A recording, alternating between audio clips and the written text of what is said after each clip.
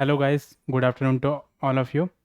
Welcome to Avyan IAS academy. हम लोगों ने एक नई सीरीज़ स्टार्ट करी है जो हमारा UGC net commerce and management का सिलेबस है। उसको हम यूनिट वाइज, अपने टॉपिक वाइज हम उसको स्टार्ट कर रहे हैं। इससे पहले हम लोगों ने कुछ ऑलरेडी 2 और 3 पार्ट हम लोगों ने अपलोड कर रखे हैं। तो आप लोग ज़रा उस पार्ट को ज़रा ज़रूर देखें और हमारी जो सीरीज़ चल रही है उसको जो है वो कंटिन्यू करें।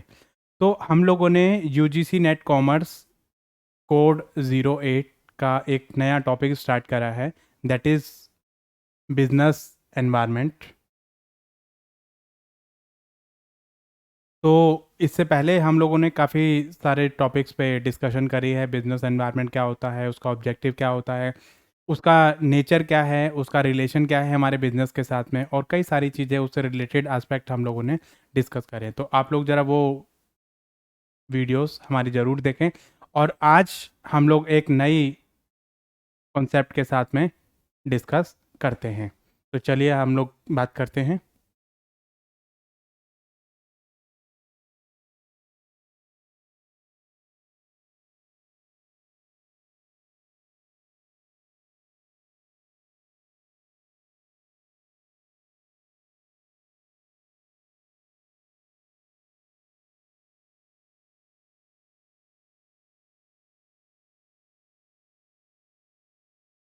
तो इससे पहले वाली जो हमारी क्लास थी उसमें हम लोगों ने इकोनॉमिक पॉलिसीज़ तक डिस्कस कर लिया था। तो जहाँ पर हम लोगों ने बिजनेस एनवायरनमेंट, उसके टाइप्स, उसका नेचर, फीचर्स और उसका बिजनेस के साथ में रिलेशन, माइक्रो एनवायरनमेंट क्या होता है, मैक्रो एनवायरनमेंट क्या होता है, what are the various component, तो उसका डिटेल एनालिसिस हम लोगों ने एग्ज़ाम में से रिलेटेड पॉइंट ऑफ व्यू से जो जो पॉइंट आपके एस्पेक्ट इंपॉर्टेंट हैं वो सारे पॉइंट हम लोगों ने यहाँ पर डिस्कस करे हैं। तो इससे पहले के जो हमारे पार्ट ऑलरेडी डिस्कस हो चुके हैं, आप लोग वो जो वीडियो ज़रा ज़रूर देखें ताकि आप इस पार्ट को उससे ज़्यादा बेटर रिलेट कर पाएंगे। तो जब तक आपने पहले वाले पार्ट नहीं देखे होंगे तो वहाँ पर आपको जो रिलेट करने में थोड़ी सी दिक्कत आएगी, राइट। तो हमने बिजनेस इकोनॉमिक्स के बारे में, जो इकोनॉमिक पॉलिसीज़ हैं उसके बारे में हम लोगों ने डिस्कस करा था कि इकोनॉमिक पॉलिसीज़ क्या होती हैं। इकोनॉमिक पॉलिसीज़ का मतलब क्या होता है कि यहाँ पर एक कोर्स ऑफ एक्शन होता है जो कि हमारा ये बताता है कि इकोनॉमी को कैसे कंट्रोल करना है, कैसे उसको रन करना है और कैसे उसको आगे प्रमोट करना है। देखो, एक इकोनॉमी को रन करने के लिए बहुत सारी हमें पॉलिसी की रिक्वायरमेंट होती है। ऐसा नहीं है कि आपने आंखें बंद करी कोई भी डिसीजन ले लिया, ऐसा नहीं होता है। वहाँ पर हमें क्या करना पड़ता है कि बहुत सारी पॉलिसीज़ जो है वो डिसाइड करनी पड़ती हैं, हमें प्लानिंग करनी पड़ती है और ये सोचना पड़ता है कि हम जो अपनी इकोनॉमी है उसको कैसे ग्रो करेंगे, हमारी इकोनॉमी की कंडीशन कैसी है। क्योंकि हम जानते हैं कि जो बिजनेस एनवायरनमेंट है वो क्या है, डायनेमिक है। उसमें बहुत सारे चेंजेस आपके आते हैं। हमारा जो पेस्टल है, यानी पॉलिटिकल है, एनवायरमेंटल है, इकोलॉजिकल है, सोशल है, टेक्नोलॉजिकल है, लीगल है, उसमें बहुत सारे हमें चेंजेस देखने को मिलते हैं। तो जो चेंजेस हमें देखने को मिलते हैं उसी के अकॉर्डिंगली हमें अपने जो पॉलिसीज़ हैं उसमें भी चेंज करना पड़ता है। जैसे हमारा मार्केट में इन्फ्लेशन आ रहा है, मार्केट में डिफ्लेशन आ रहा है, तो उसके अकॉर्डिंगली हम सारा अपना प्लान आउट करेंगे, देखेंगे कि भाई कहाँ कहाँ पे कौन कौन सी चीज़ें हम यहाँ पर हम कंटिन्यू कर सकते हैं अपनी इकोनॉमी को ग्रो करने के लिए।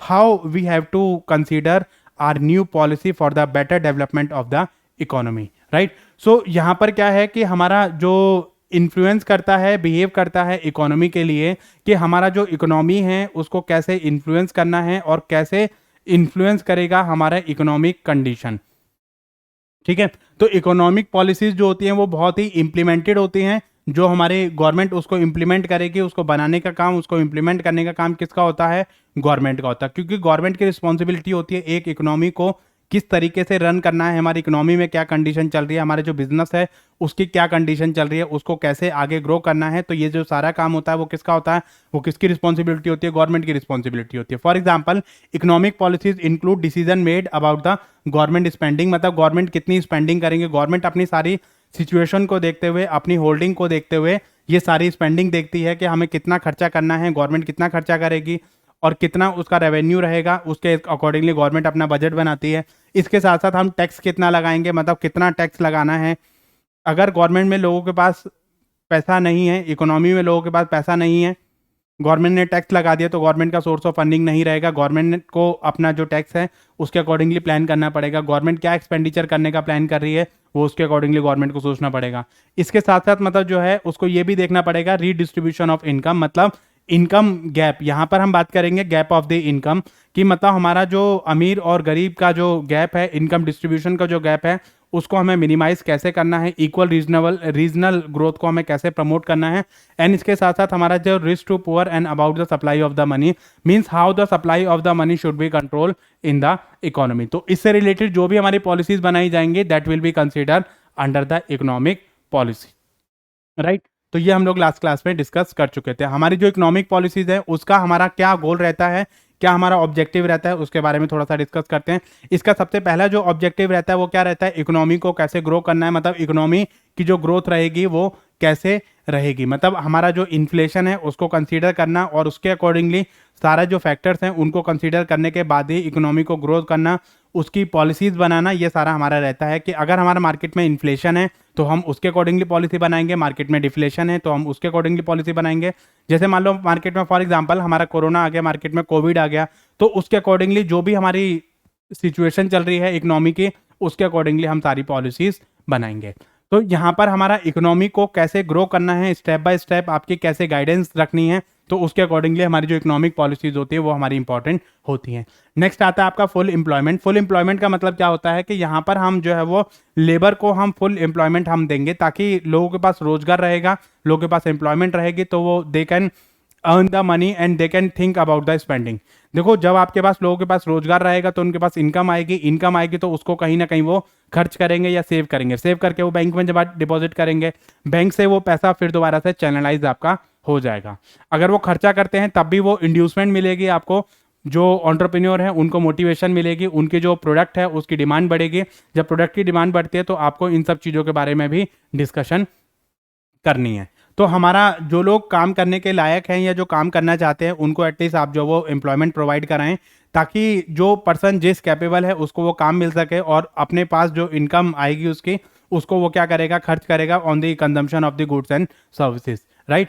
अपना जो प्राइस है उसको स्टेबिलिटी लेकर आना, ये इकोनॉमिक पॉलिसीज की जो है गोल होता है, उसका एक ऑब्जेक्टिव होता है कि हमारा जो प्राइस है वो स्टेबल रहना चाहिए। अगर हमारा प्राइस बहुत ज़्यादा फ्लक्चुएट होता रहेगा तो हमारी इकोनॉमिक कंडीशन जो बहुत ज़्यादा जो वो चेंजेस आपके देखने को मिलेंगे आपको।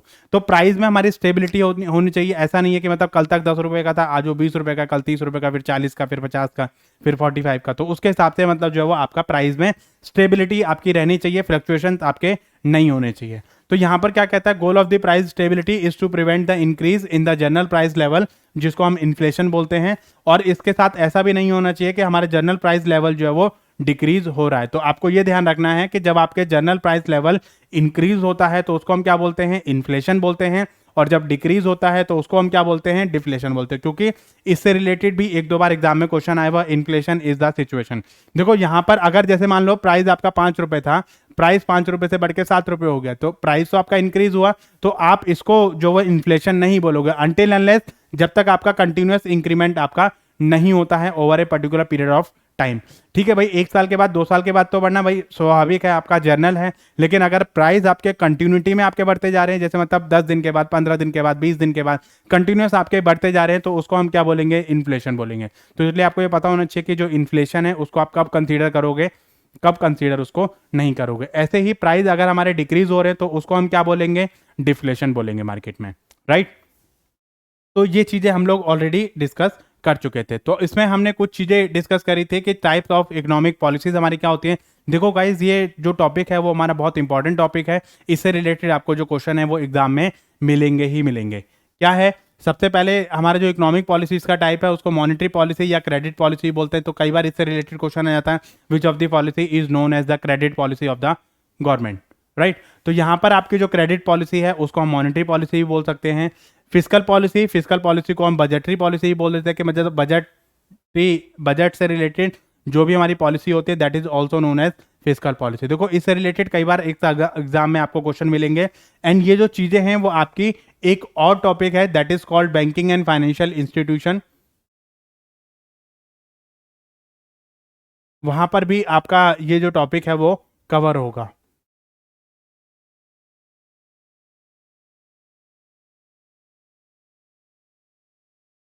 ये हमारी यूनिट है। यहाँ पर भी आपका ये जो टॉपिक है टाइप ऑफ इकोनॉमिक पॉलिसीज, ठीक है, वो फंक्शनिंग ऑफ द बैंक में ही आपका जो है वो ये कवर आपका होगा। आपकी मॉनेटरी पॉलिसी, फिजिकल पॉलिसी, इसके टूल, इक्विपमेंट वगैरह ये सारी चीज़ें आपकी पूछेगा।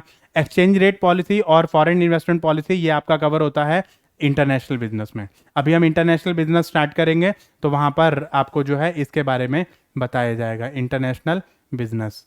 तो ये जो टॉपिक हैं आपके ड्यूअल टॉपिक हैं, आपके दो यूनिट में आपको ये टॉपिक मिलने वाले हैं। ये जो दोनों टॉपिक हैं ये आपको मिलेंगे बैंकिंग एंड फाइनेंशियल इंस्टीट्यूशन में, और आपका एक्सचेंज रेट पॉलिसी और आपका फॉरेन इन्वेस्टमेंट पॉलिसी ये सारा आपका जो वो इंटरनेशनल बिजनेस में भी कंसीडर होगा, राइट। तो इन जो यूनिट्स हैं आपकी, इन सारी चीज़ों के बारे में हम लोग यहाँ पर डिटेल में पढ़ने वाले हैं कि आपकी मॉनेटरी पॉलिसी क्या होती है, आपकी जो फिजिकल पॉलिसी है वो क्या होती है, एक्सचेंज पॉलिसी क्या होती है, आपकी एक्सचेंज रेट मैकेनिज्म कैसा होता है आपका, और फॉरेन इन्वेस्टमेंट पॉलिसी आपकी क्या होती है। तो उससे रिलेटेड ये सारे टॉपिक्स जो है वो हम लोग इस यूनिट में पढ़ने वाले हैं आगे, राइट। ओके, तो हम बात करेंगे मॉनेटरी पॉलिसी की बात करेंगे। तो मॉनेटरी पॉलिसी को दूसरा नाम क्या होता है, क्रेडिट पॉलिसी। क्रेडिट मतलब पैसा, पैसे को कैसे कंट्रोल करेंगे या पैसे का सप्लाई जो है उसको कैसे कंट्रोल करना है, तो उसको हम क्या बोलेंगे, मॉनेटरी पॉलिसी। ओके, तो सबसे पहले हम ये बात करेंगे कि मॉनेटरी पॉलिसी हमारी होती क्या है। तो मॉनेटरी पॉलिसी का मतलब क्या होता है, मॉनेटरी का मतलब होता है रिलेटेड टू मनी, ठीक है, मनी की सप्लाई एंड डिमांड। हमारी जो मनी है उसकी डिमांड कितनी है और उसकी सप्लाई कितनी है, उसको कंट्रोल करने का जो काम है वो आपका कौन सी पॉलिसी में आता है, मॉनेटरी पॉलिसी में आता है। मतलब इस पॉलिसी में ये डिसाइड किया जाता है कि हमारी जितनी भी पॉलिसीज है मनी से रिलेटेड, उसमें हम मनी की जो सप्लाई है, उसकी जो डिमांड है, उसको हम कैसे कंट्रोल करेंगे और कैसे उसको आगे कंटिन्यू किया जाएगा। तो मॉनेटरी पॉलिसी का मतलब क्या होता है, it is a set of tools use by the nation central bank. ये बहुत इंपॉर्टेंट टॉपिक है, ये बहुत इंपॉर्टेंट कॉन्सेप्ट है कि आपका जो मॉनेटरी पॉलिसीज हैं वो एक टूल होता है किस चीज का, जो कि कौन बनाता है, हमारा सेंट्रल बैंक बनाता है। सेंट्रल बैंक कौन सा है हमारा, सेंट्रल बैंक कौन सा है हमारा, सेंट्रल बैंक हमारा जो है वो RBI, यानी रिजर्व बैंक ऑफ इंडिया।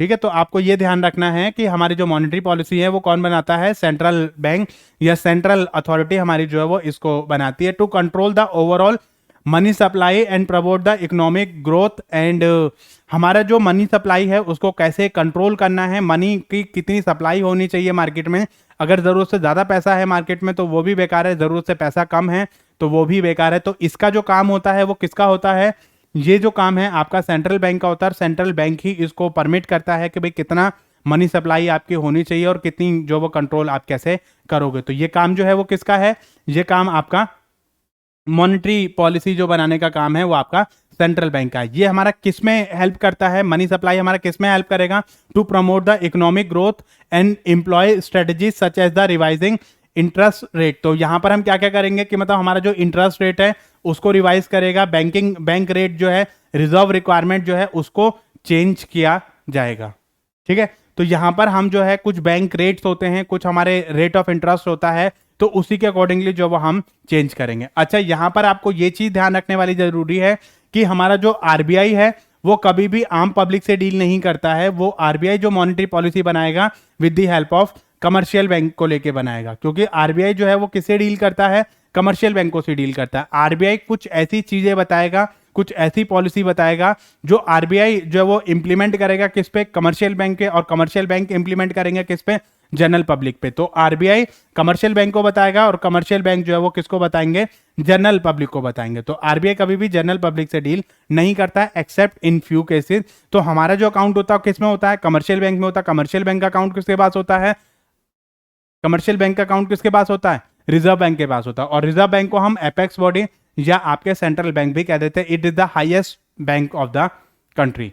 ठीक है, तो आपको जो है इसमें हम बेसिकली ऐसी स्ट्रेटजी बनाएंगे जो क्या करेंगे, हमारे इकोनॉमी को ग्रोथ करने में हेल्प करेंगे, और हमारी जो स्ट्रेटजी है वो हमें प्रमोट करने में हेल्प करेगी, हमारी जो इकोनॉमिक की जो कंडीशन है उसको प्रमोट करने में हमारी हेल्प करेगा। और इसके साथ साथ हम अपनी कुछ रिजर्व रिक्वायरमेंट है उसमें चेंज करेंगे और हम जो इंटरेस्ट रेट है उसमें चेंज करेंगे, ताकि हम अपनी जो मनी की जो सप्लाई है उसको हम कंट्रोल कर सकें, ये देख सकें अगर पब्लिक में पैसा नहीं है तो पब्लिक में पैसा कैसे पहुंचाना है, ये मॉनेटरी पॉलिसी में देखेगा। मतलब इंटरेस्ट रेट को हम कम करेंगे या ज़्यादा करेंगे, ठीक है, या आपके जो बैंक कैश रिक्वायरमेंट है या रिजर्व रिक्वायरमेंट है उसको हम कम करेंगे या ज़्यादा करेंगे।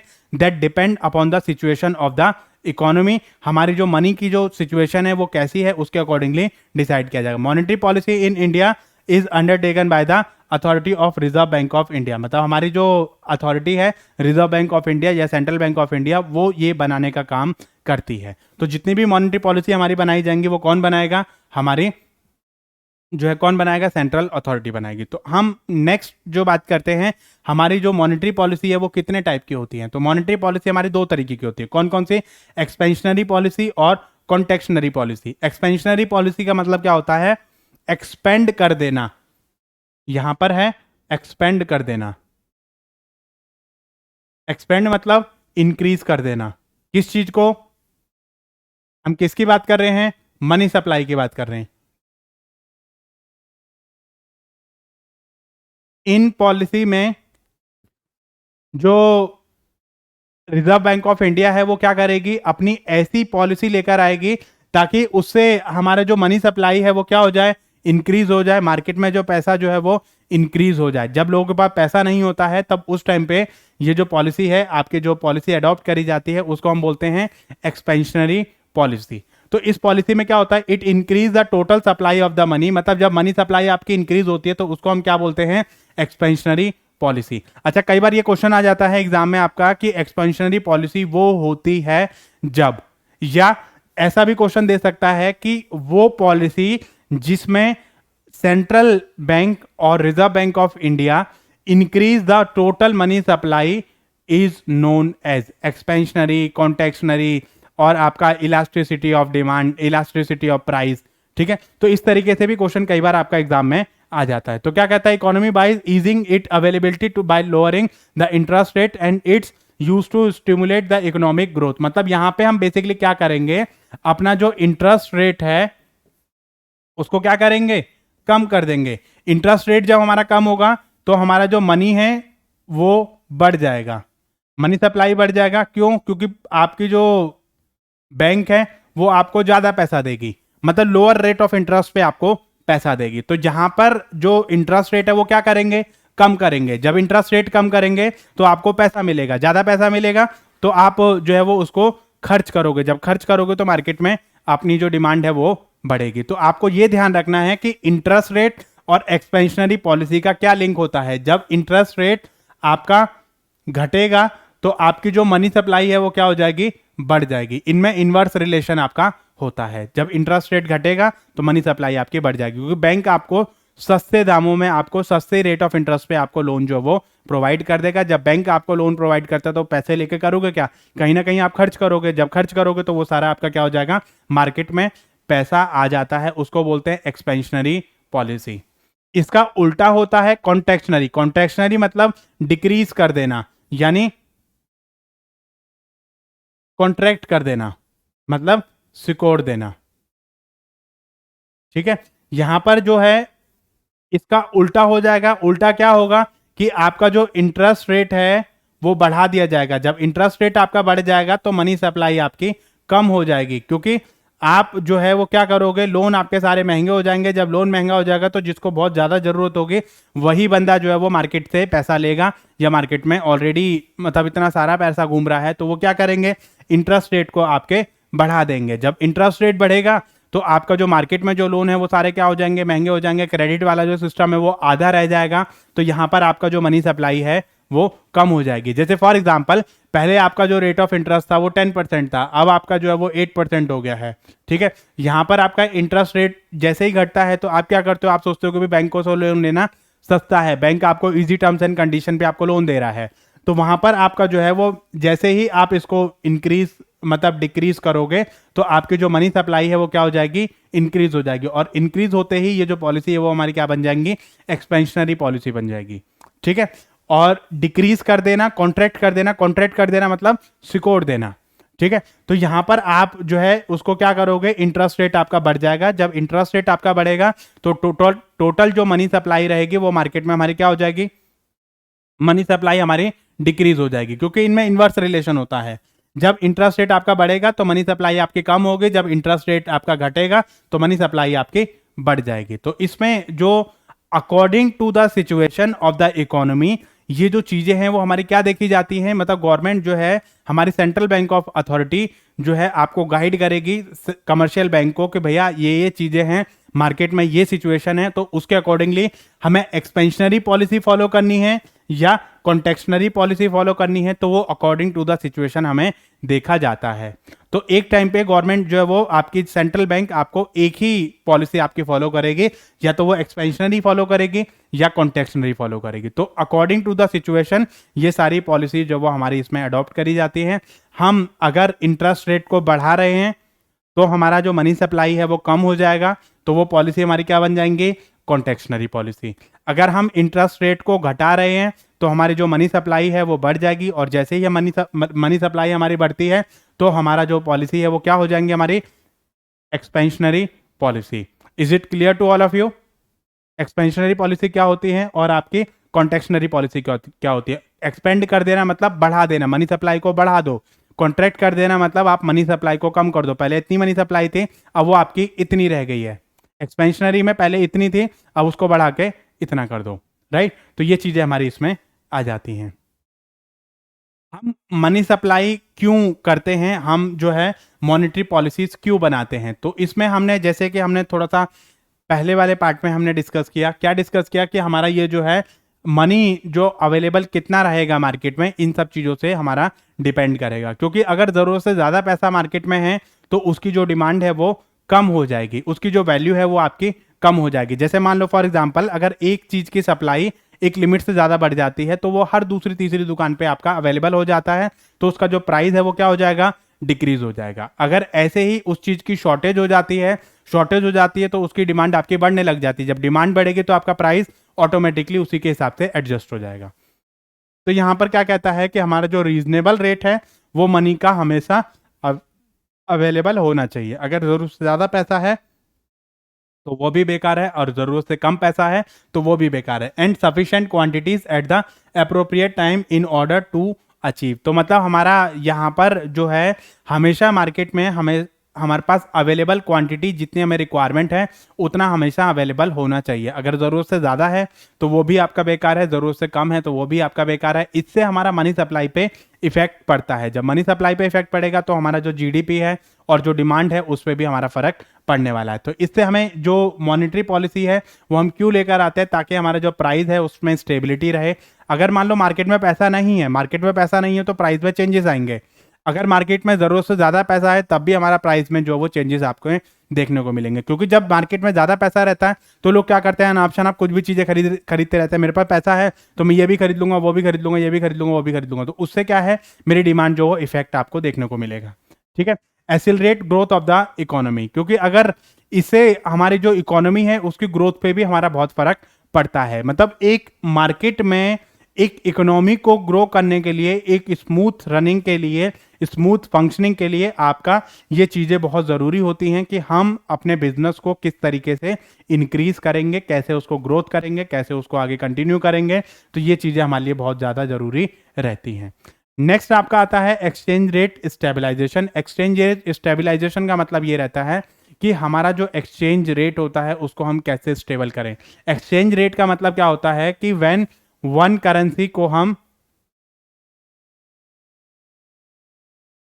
एक करेंसी को हम दूसरी करेंसी में चेंज करेंगे। अनदर करेंसी को जब हम चेंज करते हैं, जैसे मान लो फॉर एग्जांपल ये हमारा डॉलर है, ये हमारा रुपीज़ है, ठीक है, या रुपीज़ का सिंबल आपका ये हो गया है, ठीक है। तो डॉलर को जब हम रुपीज़ में कन्वर्ट करते हैं या रुपीज़ को हम डॉलर में कन्वर्ट करते हैं, the rate at which one currency is exchange with the another currency, that rate is known as exchange rate. तो एक्सचेंज रेट बहुत ज़्यादा फ्लक्चुएट ना हो, बहुत ज़्यादा चेंजेस ना हो। ऐसा नहीं है कि मतलब आज कुछ और है, कल बहुत ज़्यादा हो गया, फिर उसके बाद कम हो गया, कभी ज़्यादा हो रहा है, कभी कम हो रहा है।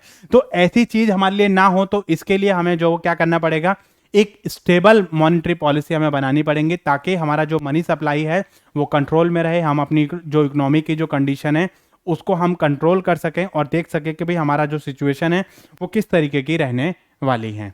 ठीक है, तो उसके हिसाब से हम क्या करेंगे, एक्सचेंज रेट को हम स्टेबलाइज करेंगे और एक्सचेंज रेट को कैसे हमें कंट्रोल करना है, ये जो काम है वो आपका किसका रहता है, मॉनेटरी पॉलिसी का रहता है। इसके साथ साथ बैलेंसिंग सेविंग एंड इन्वेस्टमेंट, मतलब एक मार्केट में हमारा जो सेविंग और जो इन्वेस्टमेंट है उसका एक पैटर्न बना होना चाहिए कि जैसे मान लो हमारे पास जो भी हमारी इनकम आई, इनकम में से हमने क्या करा, कुछ पैसा हमने एक्सपेंडिचर कर लिया, एक्सपेंडिचर करने के बाद जो पैसा बचा हमारा उसको हम क्या बोलेंगे, सेविंग बोलते हैं। अब वो सेविंग क्या है, हमारी मार्केट में सप्लाई होनी चाहिए, मतलब मार्केट में उसमें इन्वेस्टमेंट होनी चाहिए। ऐसा नहीं है कि मैंने अपना पैसा, जो मेरे पास 10,000 की इनकम आई, 10,000 में से मैंने 7,000 खर्च कर लिए, 3,000 मेरा बचा, 3,000 जो पैसा है वो मैंने अपने पास ही रख लिए, तो इससे मेरा कोई यूज आपका नहीं है। सेव तो मैंने किया लेकिन उस पैसे का मेरा क्या हुआ, उस पैसे को खाली घर में रखने से अच्छा है आप बैंक में डिपॉजिट कर दो। बैंक में डिपॉजिट करोगे तो बैंक आपको कुछ मिनिमम इंटरेस्ट आपको जो वो देगा और पैसे आपका सेफ्टी एंड सिक्योरिटी रहेगी।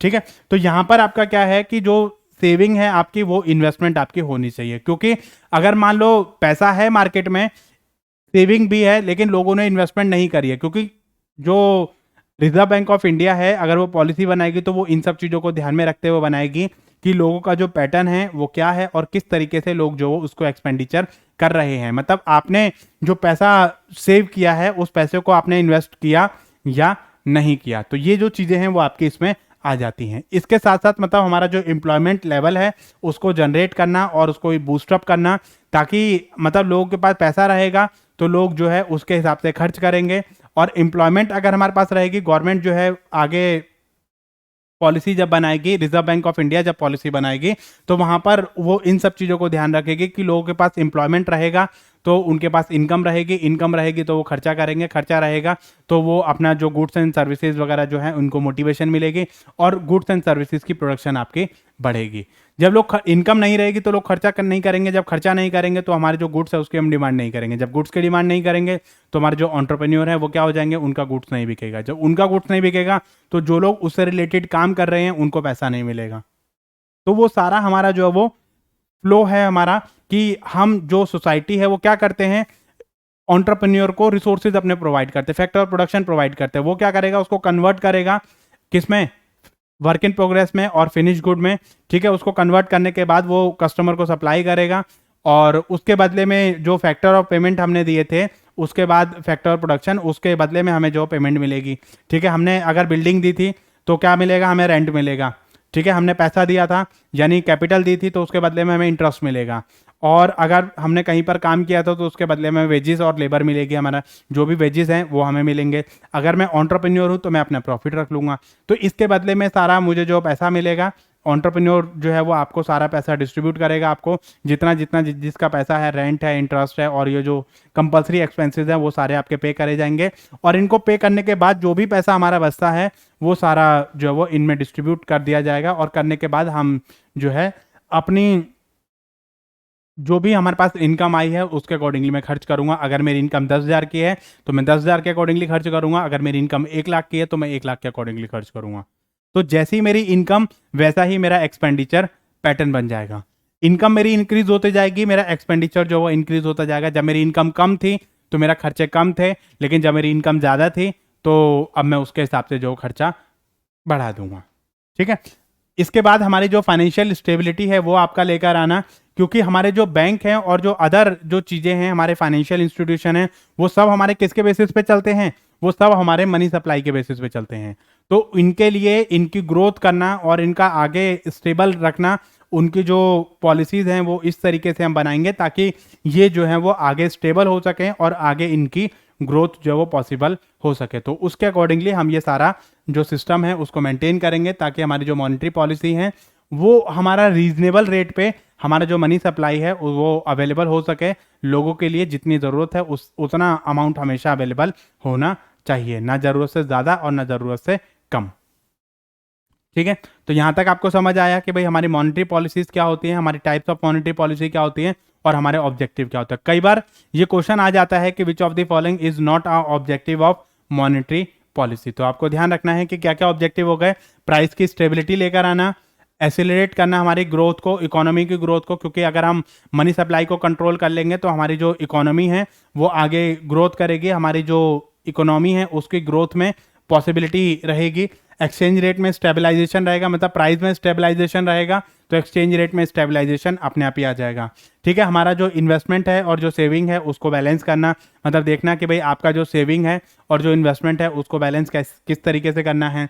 इसके साथ साथ हमारा जो एम्प्लॉयमेंट है उसको जनरेट करना और आपकी जो फाइनेंशियल स्टेबिलिटी है उसको लेकर आना। ठीक है, तो ये सारे हमारे ऑब्जेक्टिव होते हैं किसके, मॉनेटरी पॉलिसी के। ठीक है, तो इसके बारे में हम कुछ और चीज़ें डिस्कस करते हैं। जैसे हमारा primary goal of monetary policy is to maintain the price stability while keeping the growth in mind, मतलब हम अपने माइंड में क्या करेंगे, ग्रोथ को हम अपने माइंड में रखेंगे और अपनी जो प्राइस स्टेबिलिटी है वो यहाँ पर हमें करनी है। जब प्राइस स्टेबिलिटी करेंगे तो हम जो वो इसके साथ साथ में ये भी देखेंगे कि हमारा जो एक्सचेंज रेट मैकेनिज्म है उसके बारे में भी हम लोग थोड़ा सा यहाँ पर डिस्कस करेंगे। तो price stability is pre requisite for long term growth, मतलब हम अगर लॉन्ग टर्म ग्रोथ के बारे में अगर हम सोच रहे हैं तो हमें मॉनेटरी पॉलिसी बनानी ही पड़ेंगे, अपने जो प्राइस है उसको स्टेबल करना पड़ेगा। और प्राइस कब स्टेबल होगा, जब हमारी मॉनेटरी जो मनी सप्लाई है वो स्टेबल रहेगी। ठीक है, in order to maintain price stability inflation must be keep in under the control, मतलब हमारा जो इन्फ्लेशन है उसको हमें कंट्रोल में रखना पड़ेगा।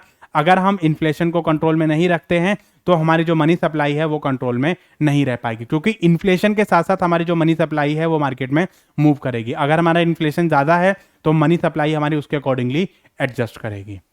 Every 5 year the Indian government set an inflation target, मतलब हर 5 साल के बाद जो इन्फ्लेशन टारगेट है वो सेट किए जाते हैं कि भाई इस साल के बाद हमारा जो 5 साल के बाद हमारा जो इतना टारगेट है वो हमारा रहने वाला है। और इसके साथ साथ मतलब जो वो कई सारी चीज़ें हम लोग जो वो डिस्कस करते हैं कि भाई हमारी जो पॉलिसीज़ हैं वो क्या होने वाली हैं। ठीक है, the Reserve bank of India play an important role in the consultation of the process for inflation, कि मतलब जो इन्फ्लेशन है उसको कैसे कंट्रोल करना है, कैसे कितना इन्फ्लेशन आएगा। देखो जैसे जैसे हमारा टाइम बढ़ेगा हमारा इन्फ्लेशन जो मार्केट में वो आना ही आना है, तो अब वो कितना इन्फ्लेशन आता है, जैसे अगर अभी आपने देखा यूक्रेन के हालात आपने देखे, अभी श्रीलंका के हालात आपने देखे, पाकिस्तान के हालात आपने देखे, चाइना के, और जो कई सारी कंट्रीज ऐसी हैं उसके हालात, उनके जो इकोनॉमी है वो कई सारी जो है फेजेस से हमारी गुजरी है। हमारे इंडिया के खुद के हालात मतलब ऐसे हो गए थे कि प्राइस में हमारा बहुत सारा चेंजेस हमें देखने को मिल रहा है। हमारा जो एम्प्लॉयमेंट लेवल है वो हमारा चेंज हो गया है, हमारा जो प्राइस लेवल है वो हमारा चेंज हो गया है। अब आप देखो तो हर चीज़ पे हमारा जो वो महंगाई आपकी हो गई है। तो इससे हमारा क्या है कि जो जनरल प्राइस लेवल है वो हमारा इंक्रीज हो गया है। अब जैसे हम पेट्रोल की बात करें, हम रसोई गैस की बात करें, या हम जो असेंशियल आइटम्स हैं उनकी बात करें, आटा, दाल, चावल और ये जो हमारे असेंशियल कमोडिटीज़ हैं, इन पे भी आप देखो डे बाय डे हमारे जो प्राइस हैं वो आपके बढ़ रहे हैं। तो ये सब क्या है, वो हमारा इन्फ्लेशन हमारा बढ़ रहा है। तो इसमें जब भी इन्फ्लेशन से रिलेटेड पॉलिसीज बनाई जाती हैं तो आरबीआई को कंसल्ट किया जाता है। आरबीआई अपनी गाइडेंस देता है कि भाई इस तरीके से ये चीज़ें हैं और आप जो पॉलिसी बनाओगे वो इस तरीके से इन चीज़ों को ध्यान में रखते हुए बनाओगे। Inflation targeting framework in India is flexible, मतलब यहाँ पर हम जो है वो थोड़ा सा ये देखते हैं कि हम सिचुएशन के अकॉर्डिंगली मतलब देख लेते हैं, जैसे हमारे हालात रहते हैं उसके हिसाब से हम टारगेट फिक्स कर लेते हैं। अगर हमारी कंडीशन ठीक है तो हम अपने टारगेट उसके हिसाब से फिक्स कर लेंगे। अगर हमारी कंडीशन मिजरेबल है, दयनीय है, तो वहाँ पर हमारी जो कंडीशन है वो थोड़ी सी उसके हिसाब से हम एडजस्ट कर लेते हैं। देखो अगर एक कंट्री पे एक ज़रूरत से ज़्यादा लोन हो जाता है तो वो भी हमारी कंट्री के लिए इकोनॉमिक पॉलिसीज़ को इफेक्ट करने वाला है। अगर मान लो हमारे पास जो टैक्सेस के फॉर्म में जो पैसा आ रहा है, मतलब आरबीआई और जो ये जो सारी पॉलिसीज़ बनाएंगे वो इन सब चीज़ों को ध्यान में रखते हुए बनाएंगे कि इन्फ्लेशन हमारा कितना है मार्केट में, प्राइस लेवल आपका क्या है और बाकी सारे फैक्टर्स हमारे क्या क्या हैं। तो उसके हिसाब से ये जो सारी पॉलिसीज़ हैं वो क्या करी जाएंगी, डेवलप करी जाएंगी और उसके हिसाब से आपकी जो ग्रोथ करी जाएगी। और उनको मनी सप्लाई को कैसे कंट्रोल करना है, इसके लिए हम जो इन्फ्लेशन है उसको भी कंट्रोल में करेंगे और इन्फ्लेशन को कैसे आगे ग्रो करना है। तो ये सारी चीज़ें हमारी जो मॉनेटरी पॉलिसीज इन सब चीज़ों को ध्यान में रखते हुए बनाई जाएंगी। नेक्स्ट, रिजर्व बैंक इंडिया के पास एक चार्ज रहता है, इसका एक एक्ट है, कौन सा, 1934 इसका एक्ट है, लेकिन इसने जो फंक्शनिंग स्टार्ट करी थी वो 1935 में स्टार्ट करी थी। ठीक है, reserve bank of India is charge with the implementing monetary policy. तो इसमें अपना जो भी मैंडेट्स है, अपनी जो रिस्पॉन्सिबिलिटी है वो अपना निभाएगा, उसका जो भी फंक्शनिंग है वो सारा आपका, ये इंपॉर्टेंट फंक्शनिंग में से एक कंसीडर किया जाता है आरबीआई। जब आप बैंकिंग एंड फाइनेंशियल इंस्टीट्यूशन पढ़ोगे तो वहाँ पे आरबीआई की फंक्शनिंग पढ़ोगे, तो आरबीआई की फंक्शनिंग में ये भी एक इंपॉर्टेंट कंसीडर किया जाता है, ये भी इंपॉर्टेंट फंक्शन कंसीडर किया जाता है कि RBI is responsible for making the monetary policy for the country. ठीक है, they have been recently been the many changes in the way of Indian monetary policy is formed with the introduction of monetary policy framework MPF. ये चीज़ें बहुत important है, ये जो है कई बार इससे रिलेटेड क्वेश्चन आपका आ जाता है कि इसमें हमारा जो है आरबीआई ने क्या क्या हमारे चेंजेस करे हैं। तो इसमें हमारा मॉनेटरी पॉलिसी फ्रेमवर्क एमपीएफ इसको इंट्रोड्यूस करा है, एमपीसी यानी मॉनेटरी पॉलिसी कमेटी, एक कमेटी बनाई है जो हमारा इस पे रिकमेंड करेगा, उस पर बताएगा कि भैया हमारे क्या क्या चेंजेस होने चाहिए और क्या क्या उसमें कमेटी के मेंबर्स होते हैं, वो सारे मिलके आपकी जो मॉनेटरी पॉलिसीज है उसको फ्रेम करेंगे। और एमपीपी हमारा जो मॉनेटरी पॉलिसी प्रोसेस है वो हमारा क्या रहने वाला है, तो इसके अकॉर्डिंगली भी हमारी जो डिस्कशन है वो करी जाएगी और उसके हिसाब से ये सारी चीज़ें हमारी बताई जाती हैं कि भाई हमारी जो मॉनेटरी पॉलिसीज़ हैं वो कैसे ग्रो करेंगे और कैसे उसको आगे जो है वो डेवलप करना है। तो ये सारी चीज़ें हमारी मॉनेटरी पॉलिसी में डिस्कस करी जाती हैं। तो ये देखो, इसमें एक तो ये चीज़ ईयर इसका इंपॉर्टेंट है, ठीक है, कई बार आपकी मैचिंग आ जाती है और कई बार आपसे ये जो है ये चीज़ें आपकी इनकी फुल फॉर्म पूछ लेता है कि एमपीएफ क्या है, एमपीसी क्या है, एमपीपी क्या है। एमपीएफ मतलब मॉनेटरी पॉलिसी फ्रेमवर्क, उसका स्ट्रक्चर क्या है। मॉनेटरी पॉलिसी कमेटी, उसकी जो कमेटी है वो क्या है, कमेटी के कितने मेंबर्स रहेंगे, क्या क्या रिकमेंडेशन रहेंगी, उसको कैसे कैसे जो आगे कंटिन्यू किया जाएगा। इसके साथ साथ मतलब आपका जो एमपीपी, एमपीपी का मतलब क्या है, हमारा monetary policy process. Monetary policy process का मतलब क्या है कि इसमें हम लोगों ने ये सारी चीज़ें हम लोगों ने डिस्कस करी कि भाई हमारा जो मॉनेटरी पॉलिसी प्रोसेस है वो उसका प्रोसीजर क्या रहेगा और कैसे हम उसको जो वो आगे कंटिन्यू कर सकते हैं। तो ये सारी हमारी जो वो बेसिक हमारा वो था, ठीक है। नेक्स्ट हमारा आता है instrument of monetary policy. Instrument of monetary policy का मतलब क्या होता है, ये मोस्ट इंपॉर्टेंट चीज़ है आपकी, जिसमें से कई बार आपका जो है वो क्वेश्चन आपको देखने को मिलेगा, ठीक है, कि इसमें से कौन सा जो कंपोनेंट है इसमें से आपका जो है चीज़ें आपकी पूछ लेता है कि हमारा जो है वो क्या क्या चीज़ें इसमें रहने वाली हैं, कौन सा क्वालिटेटिव टूल्स हैं, कौन से हमारे क्वांटिटेटिव टूल्स हैं, ठीक है। तो उसके बारे में हम लोग थोड़ा सा डिस्कस करते हैं। तो मॉनेटरी पॉलिसी को दो पार्ट में डिवाइड किया गया है। कौन कौन सा, एक क्वालिटेटिव टूल होते हैं, एक आपके क्वांटिटेटिव टूल होते हैं, ठीक है।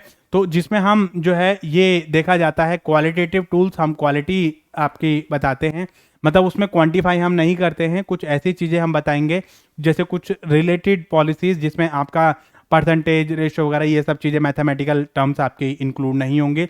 तो इसमें हमारा ये पूछा जाता है मार्जिनल रिक्वायरमेंट है, सिलेक्टिव क्रेडिट कंट्रोल है, मोरल सुएशंस है, these are the qualitative tools.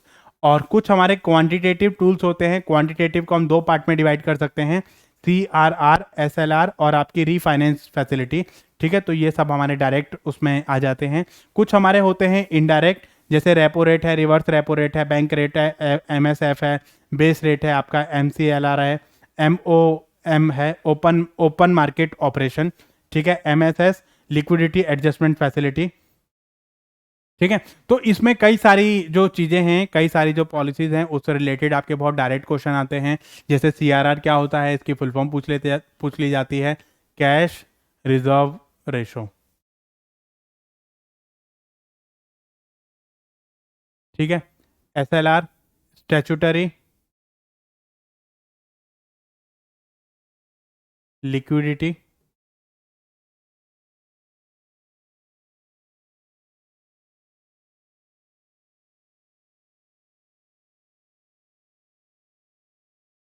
Ratio. इसमें आपका ये इंपॉर्टेंट है, आपका repo rate, reverse repo rate, bank rate important है और आपका ओपन मार्केट ऑपरेशन इंपॉर्टेंट है और आपका LAF ये इंपॉर्टेंट है, ठीक है। इससे रिलेटेड आपके जो क्वेश्चन है वो एग्जाम में आपको देखने को मिलते हैं, ठीक है, ताकि आपसे ये पूछ लिया जाता है। इसमें से पहला क्वेश्चन तो आपका ये बनेगा कि कौन सा इसमें से क्वालिटेटिव टूल है, कौन सा आपका क्वांटिटेटिव टूल है, ठीक है। तो आपको ये ध्यान रखना है। दूसरा वो आपसे पूछ लेगा कि भाई इनमें से जो चीज़ें हैं वो आपकी क्या क्या चीज़ें, जैसे मार्जिनल रिक्वायरमेंट है, सिलेक्टिव क्रेडिट कंट्रोल है, मोरल सिचुएशन है, वो हो सकता है एक सिचुएशन आपको दे दे, सिचुएशन के अकॉर्डिंगली बोल दे कि भाई ये चीज़ें हमारी क्या हैं, ये इस पॉलिसी को हम क्या बोलेंगे। तो इसलिए आपको इन सब चीज़ों को ध्यान रखना है कि कौन कौन सी पॉलिसी हमारी इसमें आएंगी, मार्जिनल रिक्वायरमेंट से रिलेटेड, सिलेक्टिव क्रेडिट कंट्रोल से रिलेटेड और आपका मोरल सुएशन से रिलेटेड। तो इससे रिलेटेड जो चीज़ें हैं वो आपकी इसमें देखने को आपको मिलेंगी। ठीक है, तो उसमें हम ये सारी चीज़ें देखते हैं कि हमारी जितने भी पॉलिसीज़ हैं उसमें हम क्या क्या चीज़ें देखने को हमें मिलेंगी। राइट, तो वन बाय वन हम इन सब चीज़ों को डिस्कस करते हैं। ठीक है, तो सबसे पहले हम बात करते हैं ओपन मार्केट ऑपरेशन की, OMO जिसको हम बोलते हैं, OMO, open market operation. Open market operation का मतलब यहां पर क्या होता है, यहां पर आरबीआई क्या करता है, अपनी सिक्योरिटीज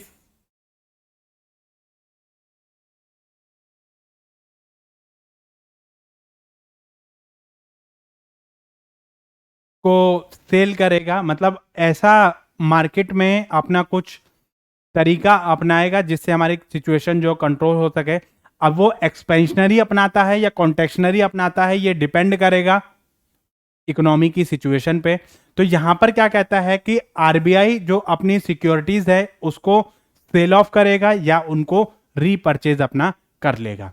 ठीक है, तो जब मार्केट में जरूरत से ज्यादा पैसा होता है, मनी सप्लाई आपकी ज्यादा होती है मार्केट में, तो आरबीआई क्या करता है, अपनी कुछ सिक्योरिटीज इशू कर देगा। ठीक है, कुछ सिक्योरिटीज जब अपनी इशू कर देगा तो लोगों का जो पैसा है वो किसके पास चला जाएगा, आरबीआई के पास चला जाएगा। जैसे आरबीआई ने बोला कि भैया हम अपनी सिक्योरिटीज इशू कर रहे हैं, उन्होंने बोला ठीक है भाई, आरबीआई ने अपनी सिक्योरिटीज इशू कर दी, पब्लिक ने उसमें पैसा लगा लिया, तो वो पैसा सारा किसके पास चला गया, आरबीआई के पास चला गया। जो एक्सेस मनी थी आपकी वो क्या हो गई, कंट्रोल में आ गई। मतलब जरूरत से ज्यादा जो पैसा था लोगों ने क्या करा, उस पैसे को आरबीआई के पास लगा दिया। ठीक है, सिक्योरिटीज में अपना लगा दिया। जब सिक्योरिटीज में पैसा लगा दिया तो हमारे पास तो पैसा बचा ही नहीं, तो उससे मनी सप्लाई को कंट्रोल करने का ये हमारा एक तरीका हो गया कि आरबीआई ने अपनी जो सिक्योरिटीज हैं वो इशू कर दी। जो हमारा एक्सेस मनी थी, जो एक्सेस हमारा जो पैसा पड़ा था मार्केट में, वो सारा हमारा क्या हो गया, कंट्रोल हो गया, और उसके अकॉर्डिंगली सारा हमने एडजस्टमेंट कर ली। ठीक है, जब हमने एडजस्टमेंट कर ली तो ये हमारा एक तरीका हो गया कि हम जो है किस तरीके से मार्केट में उसको जो है क्या करेंगे और उसको कब मार्केट में जो वो इन्फ्लेशन और डिफ्लेशन के अकॉर्डिंगली कब उसको मार्केट में इशू करेंगे, कब उसको मार्केट में इशू नहीं करेंगे। ठीक है, तो यहां पर क्या हुआ, open market is operation when the RBI involve itself directly or buy or sell the short term securities in the open market operation. मतलब ओपन मार्केट में वो क्या करेगा, शॉर्ट टर्म के लिए कुछ सिक्योरिटीज अपनी सेल कर देगा और सिक्योरिटीज अपनी जो वो इशू कर देगा, ताकि जो एक्सेस मनी है वो आपका जो है वो लोग उसमें लगा दें और लोगों के पास ज्यादा पैसा नहीं बचेगा। तो इसमें क्या हुआ, पैसे को हमने क्या कर दिया, कंट्रोल कर दिया। तो ये कौन सी पॉलिसी हुई, कॉन्टेक्शनरी हुई। ठीक है, तो इससे क्या होगा कि दिस इज द डायरेक्ट और इफेक्टिव वे टू इंक्रीज और decrease the supply of the money in the market. It also has the direct effect of the ongoing rate of the interest in the market. मतलब आप जब जरूरत से ज्यादा market में पैसा हो जाएगा तो ये एक तरीका है जिसके थ्रू आरबीआई क्या करेगा, अपनी सिक्योरिटीज जो इशू कर देगा ओपन मार्केट में, उसको कोई भी पर्सन जो वो जाके अपना खरीद सकता है। जब सिक्योरिटी खरीदोगे अपना पैसा जो वो आप वहां पर जमा करवा दोगे, जब अपना पैसा आपने जमा करा दिया वहां पे तो आपके पास तो पैसा बचा ही नहीं, तो वो पैसे को कंट्रोल करने का एक तरीका हो जाता है। तो कॉन्टेक्शनरी पॉलिसी हो गई। अब जब मान लो मार्केट में आपको लगा कि भाई पैसा नहीं है मार्केट में, तो इन्होंने क्या करा, उन्होंने अपना रेट ऑफ इंटरेस्ट जो था वो घटा दिया। उन्होंने बोला कि भैया एक काम करो, जिन जिन से हमने सिक्योरिटी ली थी वो हम वापस कर रहे हैं। तो जब वापस कर रहे हैं, मार्केट में पैसा नहीं है, तो ये अपनी सिक्योरिटी जो अपना वापस कर देंगे। उनको बोल देंगे कि भैया एक काम करो कि हमारी सिक्योरिटी हमें दे जाओ और अपना पैसा वापस ले जाओ। तो मतलब उन सिक्योरिटीज का जो पैसा है वो वापस कर दिया जाता है। जब वापस कर दिया जाएगा तो ये हमारा क्या हो गया कि इसमें हम जो है वो मनी सप्लाई को बढ़ा रहे हैं। जब बढ़ा रहे हैं तो मतलब हमारा एक्सपेंशनरी पॉलिसी है। एक्सपेंशनरी में आपका जो पैसा है, वो जो सिक्योरिटीज है वो आपकी सेल ऑफ कर दी जाती है। मतलब आपका जो आरबीआई है वो रीपर्चेज अपना कर लेगा, अपनी सिक्योरिटीज जो वो वापस ले लेगा और आपको पैसा वापस दे देगा। ठीक है, तो on the other hand RBI was purchasing securities from the open market, it would be have the opposite effect. तो आपको यह ध्यान रखना है कि जब आपका आरबीआई मार्केट में सिक्योरिटीज इशू करेगा तो मनी सप्लाई आपकी कम हो जाएगी। मनी सप्लाई आपकी क्या हो जाएगी, कम हो जाएगी। ठीक है। और जब आरबीआई जो है सिक्योरिटीज को अपनी वापस लेगा तो मनी सप्लाई आपकी बढ़ जाएगी, क्योंकि जब सिक्योरिटीज वापस लेगा तो आपके बाद उसके बदले में पैसा भी तो देगा आपको। जब वो पैसा देगा तो उससे मनी सप्लाई आपकी बढ़ जाएगी। जब मनी सप्लाई बढ़ेगी तो वो क्या हो जाएगा, expansionary.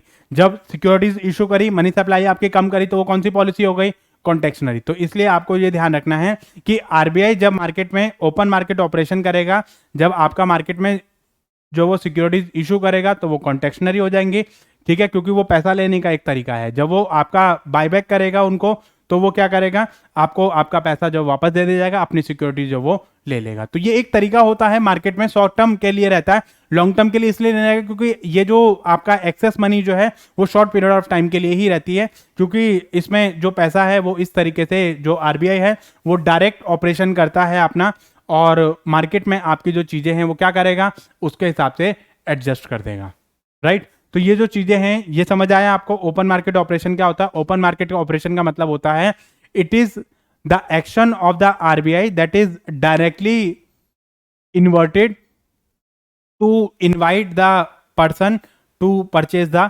Securities that are issued by the RBI. तो आरबीआई को सिक्योरिटीज अपनी इशू करेगा, उन सिक्योरिटीज को ओपन मार्केट में कर दिया जाता है, उनको बोल दिया जाता है कि भैया जो भी आपका पर्सन इसको खरीदना चाहता है वो आराम से इजीली इस ऑपरेशन को कर सकता है, इसको जो वो अपनी जो सिक्योरिटीज है उसको परचेज कर सकता है, ठीक है।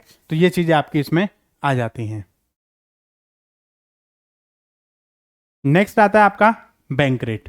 बैंक रेट का मतलब क्या होता है कि ये भी हमारा एक मोस्ट इंपॉर्टेंट एस्पेक्ट है हमारा बैंक रेट। इससे रिलेटेड भी आपका जो चीजें हैं वो आपकी इसमें आती हैं कि बैंक रेट हमारा क्या होता है। तो इसमें हमें देखना है कि one of the most effective instrument जो है वो हमारा क्या होता है, बैंक रेट होता है। कि हमारा जब भी मॉनेटरी पॉलिसी हमारी बनाएगी तो बैंक रेट का हमारा बहुत इंपॉर्टेंट रोल होता है जब भी मॉनेटरी पॉलिसीज हमारी डिजाइन करी जाती है। ये क्या बताता है, a bank rate is the essentially the rate at which RBI lend money to the commercial bank without any securities or collateral. तो यहां पर क्या है कि आरबीआई जो है वो मनी लैंड करेगा किसको, आरबीआई किसको लैंड करेगा, कमर्शियल बैंक को। आरबीआई ने पैसा दे दिया किसको, कमर्शियल बैंक को। जिस रेट पे आरबीआई ने कमर्शियल बैंक को पैसा दिया विदाउट एनी सिक्योरिटी। तो ये कई बार आपका पूछ लेता है कि ऐसी सिक्योरिटी मतलब ऐसा अमाउंट जो आरबीआई लैंड करता है कमर्शियल बैंक को विदाउट एनी सिक्योरिटी, तो उसको हम क्या बोलते हैं, उसको हम बोलते हैं बैंक रेट। और collateral security it also standard rate at which the RBI will buy और discount bill the exchange and such other commercial instrument. तो इस रेट पे आरबीआई जो है वो क्या करता है, अपने जो सिक्योरिटीज हैं या आपका जो बिल ऑफ एक्सचेंज है उसको डिस्काउंट करने का जो काम है वो कौन करेगा, आरबीआई करेगा। मतलब आरबीआई ने कमर्शियल बैंक को पैसा दिया, ठीक है, उनको बोला कि भैया ये रेट पे हम आपको पैसा देंगे। आरबीआई जिस रेट पे पैसा देगा उसके अकॉर्डिंगली जो कमर्शियल बैंक है वो आगे पैसा देंगे। अगर हमारा बैंक रेट बढ़ता है तो हमारा जो लोन है वो भी महंगा हो जाएगा। लोन महंगा होगा तो हमारी जो मनी सप्लाई है वो क्या हो जाएगी, कम हो जाएगी। तो ये हमारा क्या हो गया, इंटरेस्ट बैंक रेट हमारा जब बढ़ा तो इससे मनी सप्लाई हमारी कम हो गई। तो ये हमारी कौन सी पॉलिसी है, कॉन्टेक्शनरी पॉलिसी। क्योंकि जैसे ही हमारा बैंक रेट बढ़ेगा तो हमारे जो लोन है वो महंगे हो जाएंगे। क्योंकि जब बैंक कमर्शियल बैंकों को खुद महंगा मिल रहा है तो वो आपके सस्ते दामों पे कैसे दे देंगे आपको, वो खुद नहीं दे सकते। क्योंकि उसमें तो ये कमर्शियल बैंक ने मतलब जो है वो आरबीआई से लिया, अब जो है कमर्शियल बैंक आपको देंगे। तो जो जिस रेट पे मान लो आरबीआई ने कमर्शियल बैंक को दिया है, अब उस रेट पे तो आपको मिलेगा नहीं। उसमें क्या करेगा वो थोड़ा बहुत एक्स्ट्रा परसेंटेज अपना जो ऑपरेटिंग एफिशिएंसी, अपना प्रॉफिट कॉस्ट वगैरह इन सब चीज़ों को ऐड करके वो आपको महंगा ही देंगे। जो आपको महंगा देंगे तो वो आपकी मनी सप्लाई आपको कम कर देंगे, ठीक है। जब मनी सप्लाई आपकी कम हो जाएगी तो ये पॉलिसी कौन सी हो गई, हमारी कॉन्टेक्शनरी पॉलिसी हो गई, ठीक है। It refund with the commercial bank for the short time period so that the RBI constantly changes these rate to control the flow of the money और according to the economic situation। जैसे ही हमारे market में situation कम होती है, up होती है, down होती है, तो उसके हिसाब से बैंक रेट आपका एडजस्ट होता रहता है। बैंक रेट आपका बढ़ गया तो आपकी मनी सप्लाई कम हो गई, बैंक रेट आपका घट गया, लोन आपका जो है वो, बैंक रेट अगर आपका सस्ता हो जाएगा तो आपका जो लोन है उसका इंटरेस्ट रेट भी आपका सस्ता हो जाएगा। तो इससे आपकी जो मनी सप्लाई है वो क्या हो जाएगी, बढ़ जाएगी। जब मनी सप्लाई आपकी बढ़ेगी तो आपके पास जो पैसा है वो आना शुरू हो जाएगा। मनी सप्लाई आपकी बढ़ गई मतलब बैंक रेट हमारा कम हुआ तो लोन हमारा सस्ता हो गया, और सस्ता होने की वजह से हमारी जो मनी सप्लाई है वो हमारी बढ़ जाती है। तो मनी सप्लाई बढ़ने की वजह से हमारा जो कंट्रोल है, जो पैसा है, वो उसके अकॉर्डिंगली एडजस्ट हो जाएगा। तो यहाँ पर जब हमारा बैंक रेट कम होता है तो ये एक्सपेंशनरी पॉलिसी है, मतलब इससे हमें मनी सप्लाई को बढ़ाने का मौका मिलता है। ठीक है, सो यहाँ पर हमने देखा कि ओपन मार्केट ऑपरेशन क्या होता है और हमारा जो बैंक रेट है वो क्या होता है। I hope you guys like this monetary policy component, and चलिए हम लोग मिलते हैं नेक्स्ट पार्ट में। So thanks for watching video, and इससे आगे के जो पार्ट हैं वो हम लोग नेक्स्ट पार्ट में कंटिन्यू करेंगे। Right, thank you guys.